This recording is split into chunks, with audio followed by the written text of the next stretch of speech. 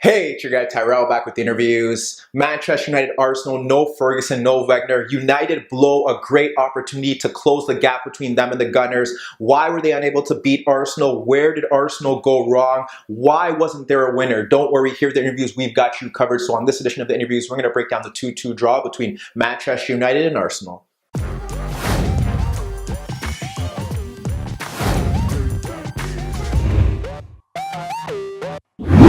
So before we get into today's video, don't forget to give our video a thumbs up if you do enjoy it. The bell below does give you daily notifications regarding our organic, unfiltered soccer/footy analysis. And don't forget to subscribe to our channel. In today's video, we're going to break down the first half, see where Arsenal found their strengths and how United were able to quickly bounce back and who was the key player for United in the first half. Then get to the second half, see how both sides look to change things, where they were able to create their chances, and why the game ended in a 2-2 draw. But first, let's get to the starting lineups. We look at United. They're supposed to be a 3-4-3 on paper, but they did resemble more of a 3-4-1-2, and sometimes it did look like a 3-5-2. They had Martial and Rashford up front, Lingard just in behind them, floating around. In midfield, they went with Matic and Herrera, and out in the wing-back areas, Aubameyang and Dalot. Then we get to Arsenal, 3-4-3 as well. They went with Ramsey, Aubameyang, and Iwobi up front. Out in the wider areas, Bellerin and Kolasinac, meaning with Xhaka suspended, they went with Guendouzi, and they went with Tyrrell in midfield. So first, let's see how both sides shaped things out, how they were trying to find their advantage, and break down what transpired in the first half. So Mourinho's system did see United match Arsenal with a 3-4-3. That is what it was supposed to be on paper, and that kind of made sense here. They're not in the greatest of forms. If they could shut down Arsenal and find ways to hit them on the counterattack, or perhaps break in transition, that would be the typical big game performance from Mourinho, opposed to sitting deep and looking to play on the counter. However, what they did here was very interesting. Unlike Arsenal, who did press from the front, like they did against Spurs with the three men, the three attackers pressing the three center backs, they didn't do that because that's what Arsenal did. They pressed with the three center backs. They didn't want their players to play out of the back. We saw De Gea punt the ball on several occasions, but the thing was that Arsenal were unable to sustain the levels that they did produce against Spurs, and eventually United were able to find some openings. With United, it was a bit different. They had Lingard at the tip just ahead of the midfield, and what they wanted him to do was to sit on Lucas Torreira. They didn't want Torreira to get the ball from deep. What that meant was that as Arsenal's center backs did spread out, they had Martial and they had Rashford push out to them. Socrates was able to carry the ball. Perhaps it was a ploy to get him to break forward, because if he's forward, he doesn't want to be that forward. He's not that mobile. Perhaps they wanted him to push out with the ball, and then everything else was pretty simple for United in that sense. In the earlier stages, we did see Lingard step out. If Lingard wasn't stepping out, we would see Herrera step into the play and have Matic kind of cover for him. They were able to do that for long stretches, which is why it was a bit odd that Lingard didn't step and press as well. But he did it. He stayed on Torreira, and they still had the numerical advantage, because what would happen was that if Guendouzi did push forward, if he was deeper, you would have Lingard step to him, and another midfielder, depending on the side that Tyrrell was on, step to him. If not, they would have Matic or Herrera step forward and have the other players sit in midfield to ensure that no players were dropping in. Arsenal were smart though, and as the game wore on and as United's press did decrease, they did have Ramsey and Iwobi kind of drop into those spaces to create the overloads and pick up the ball, and that kind of flustered what United were trying to do. But it was odd that United didn't sustain that pressure. They were unable to keep it up. They dropped off a bit more deeper as the game wore on, and Arsenal were kind of able to gain control of the game, and that's what led to them scoring the opener. They had the wing-backs pushing the other wing-backs deeper in Bellerin and Kolasinac. You don't want Kolasinac pushing forward because that's what he's really good at, and they were looking to expose United down the left-hand side, or United's right-hand side. Bailly didn't look fit. Dalot's positioning was poor, and this seemed like too big of a game for him, given the fact that he hasn't really started, or you could make the case that he hasn't started in the Premier League this season. So that's big for United, and that is where they were trying to play through, and we'll get to that in a bit. That is where they're looking to create their chances. Iwobi was coming off the right, and he was making darts in behind Bailly, trying to get onto the ball. If not, he was dropping into central positions, looking for it. Ramsey was eventually dropping into those central positions as well, and that is where United were finding, that is where Arsenal were finding their gaps. Whereas for Manchester United, we had, like I said, Lingard sitting on Tyrrell, but the fact was Lingard was finding the ball in behind Tyrrell, and that was key, and that led to some of United's best chances. So now let's look at the first half. Let's see where they were able to create their chances, because without the ball, it's the same thing.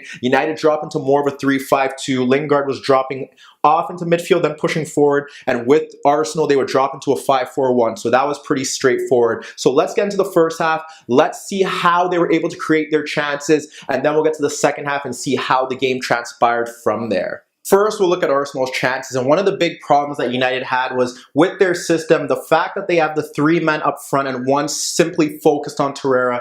That leaves the midfielders isolated in the central areas, because what was happening was that Arsenal really dominated for a 10-minute span in that first half. And when they do that, what happened was that United's pressing dipped. They were able to push the wing backs forward. They were pretty much attacking with 5, and that left the midfielders here. And now you have Herrera and you have Mata, who are supposed to shift over, especially if Lingard is sitting on Tyrrell. Lingard didn't do a good job of dropping deeper, but this is one of the problems that they had. When we look at the chances that were created, the first one doesn't really stem from that main issue, but one of them did stem from the fact that De Gea punts the ball out. He's trying to punt it to Dalot. What happens here is that it goes over him. Kolasinac picks it up, and he already locates the run of Iwobi running in behind Bailly. He's able to wrap the ball around him. Iwobi's able to break in behind him, but he only is able to win a corner kick. But again, it's a warning sign. It shows you what Arsenal are capable of, and that was the side that they often look to exploit. They wanted to get to the fact that there was no protection there, the fact that Dalot was inexperienced, his positioning was very poor, and the fact that Bailly struggled as well throughout. His touch, he looked sluggish, he didn't look 100% match fit. That was a big issue. When we get to some of the chances that they do create, it's a bit worrying, because the first one that we do have is Ramsey just simply dropping off to pick up the ball. He's able to pick up the ball, and what happens here is that he's able to locate the pass in between Bailly and Dalot, and Kolasinac is able to run in around them, times his run perfectly, breaks towards the box. His cross goes through Smalling. Darmian's able to get to it, and he's able to clear the lines before anyone else could get their feet on it. So that's a big chance for Arsenal as well, getting Kolasinac into that space. One did see from the midfield, it's just a simple breakdown. What does stem from it? Guendouzi able to drift forward, run past his marker. The first time we had Ramsey picking up the ball to the right of Matic. This time we have Guendouzi breaking forward, no one picking him up. Lingard already on Tyrrell. He's able to run past Herrera to the right. What happens here? He slides the ball in again to the wrong side of Dalot. Kolasinac breaks in, but Kolasinac is offside. It just goes to show how easy it was for Arsenal through this 10-minute span when United weren't pressing, when they were sitting back. The build-up to the goal kind of sums up everything wrong with United within that 10-minute span. We see Iwobi making that dart in between the space of Bailly and in between the space of Dalot to try and get the ball. No one gives him the pass, but he stays into that zone. Guendouzi breaks forward and slides the ball to Kolasinac. Iwobi now moves ahead of Bailly. What happens here? Kolasinac is able to play the 1-2, split the defense. What happens there is that they're able to win the corner kick. That corner kick leads to Mustafi getting up high, nodding his effort free on goal. De Gea should save it. He doesn't. He doesn't hold on to it. And just like that, Arsenal were up ahead of United. A 10-minute gap where they were able to really exploit that left-hand side, exploit the space in midfield once United's pressing dropped,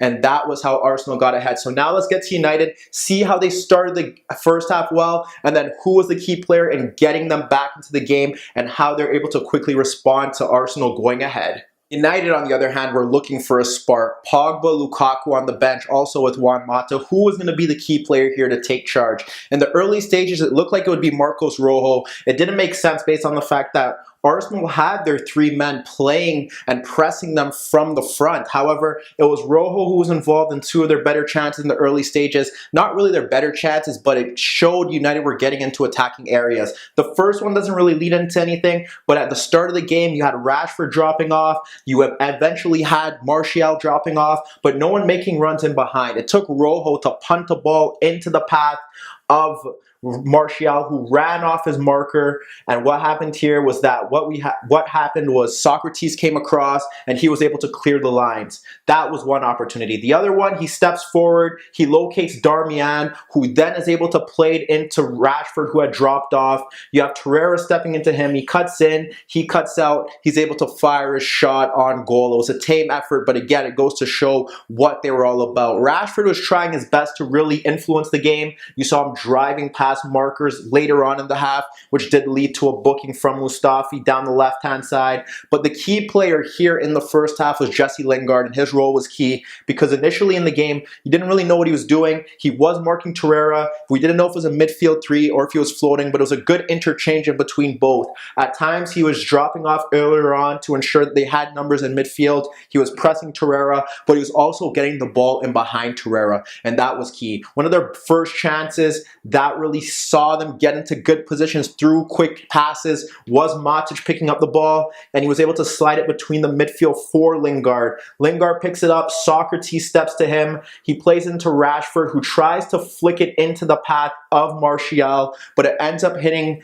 off Mustafi and still falls to Martial, who runs at Bellerin, but he fires a tame effort on goal. That was one good opportunity that they did have. Another one stemmed from Arsenal, and it was a switch of play where she's Guendouzi step out to Dalot. What happens is he steps out to Dalot and Tyrrell ends up stepping out to Herrera. This leaves Lingard in ample space now to pick up the ball. So what happens is as Guendouzi is coming to Dalot, he's able to wrap the ball around him. Lingard is now free to step forward. Kolasinac is high, you have the back three, and what happens here is that Rashford makes the run in between Socrates and in between Holding and darts into that space. What happens? Lingard clips the ball into that channel. Rashford is taken out, but again, it just goes to show that they're finding Lingard, and he could be the key link to them creating a great opportunity. He was involved in the build-up to the goal. Not necessarily, well, he was involved in the build-up to the goal, but he did help them win the free kick, and it goes to show both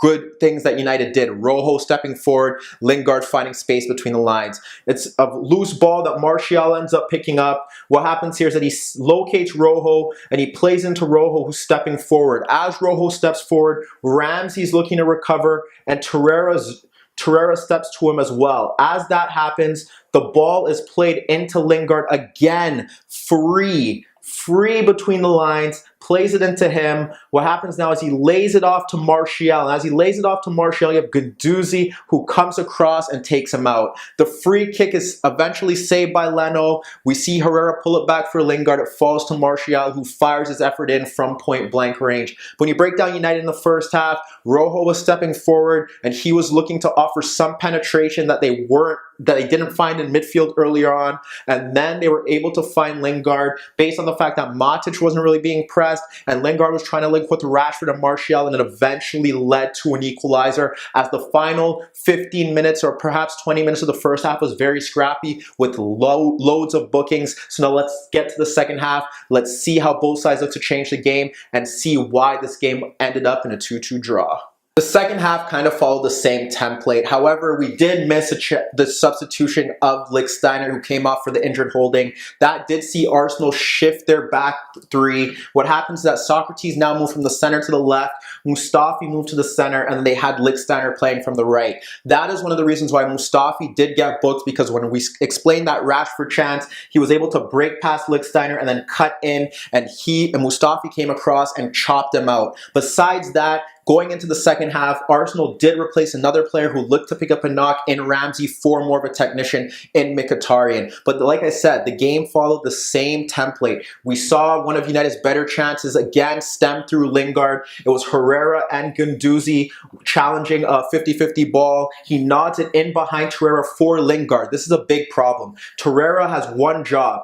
No other number 10 or no other players dropping into those spaces to the left of him. It's only Lingard who's looking to, one, man mark him to spin in behind him. And on countless occasions, he let him do that. And here, this should have been United's go-ahead goal because he picks up the loose header. What happens? He slides in Martial. You have Mustafi. You have Socrates come into him. He's unable to find his feet, and they're able to clear their lines. But again, Tyrrell needs to do a better job there, and he didn't do it. So when we look to another Arsenal chance, this again stems down the left-hand side. We see Bellerin for once getting involved because Darmian did a pretty good job against him. He sees Mkhitaryan dropping off ahead of the back three. He picks up the ball, cuts central, and then Iwobi drops off ahead of Bailly. He drops off ahead of Bailly. Now Dalot is kind of tracking back, but Kolasinac continues his run down that left-hand side. Ball is played around Dalot. Kolasinac breaks free, pulls it back for Aubameyang breaking in, but Smalling makes a vital intervention to ensure that the score remains 1-1.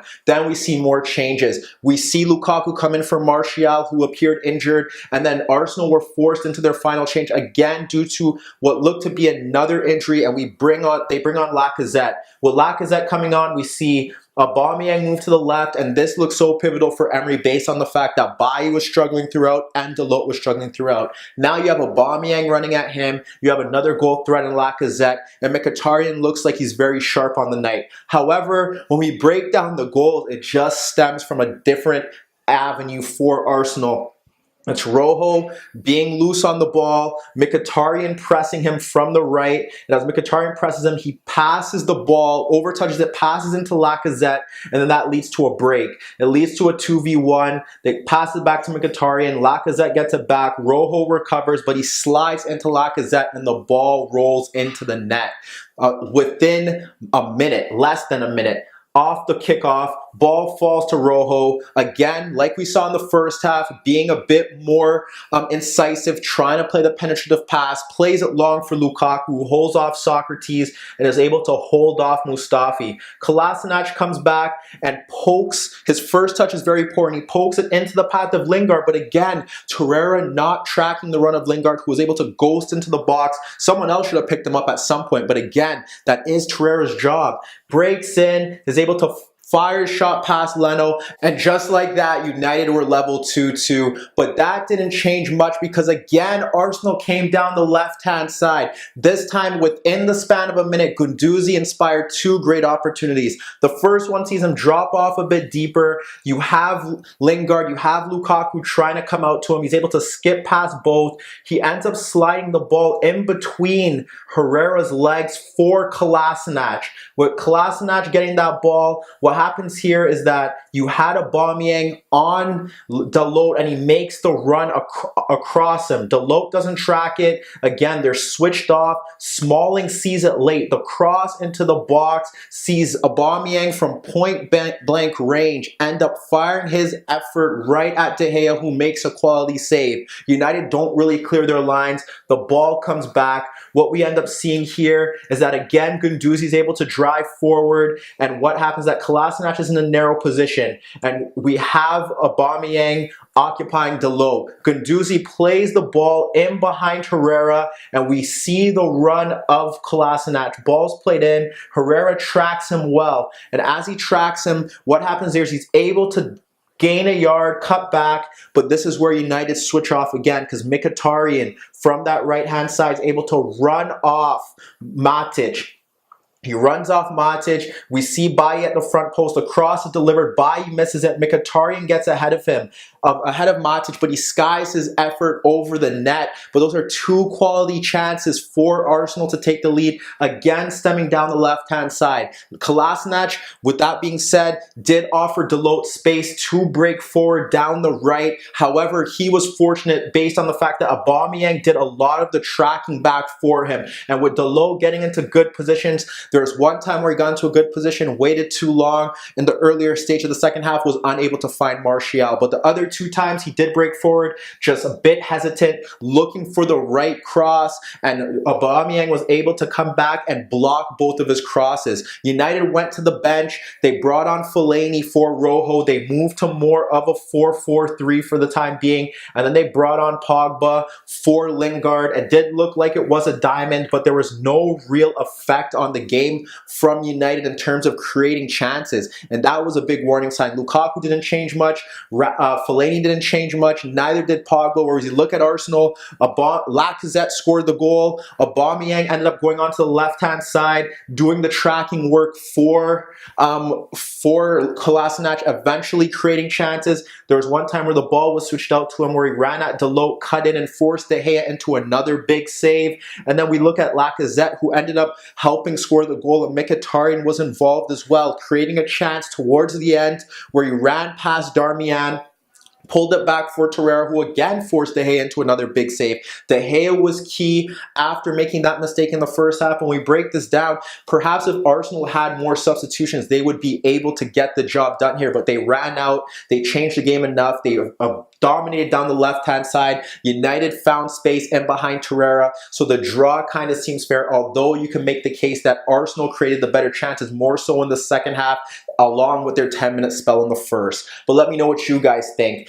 Do we press the panic button on United now? Will they finish in the top 4? And what about Arsenal? Who will end this unbeaten streak? And how far can they go in the league? Can they finish in the top 3? Will perhaps they finish in the top 2? Meet me in the comments below. Don't forget I upload videos every day. And don't forget to subscribe to my channel. If you like this video, give it a thumbs up. And that was your daily dose of the interviews.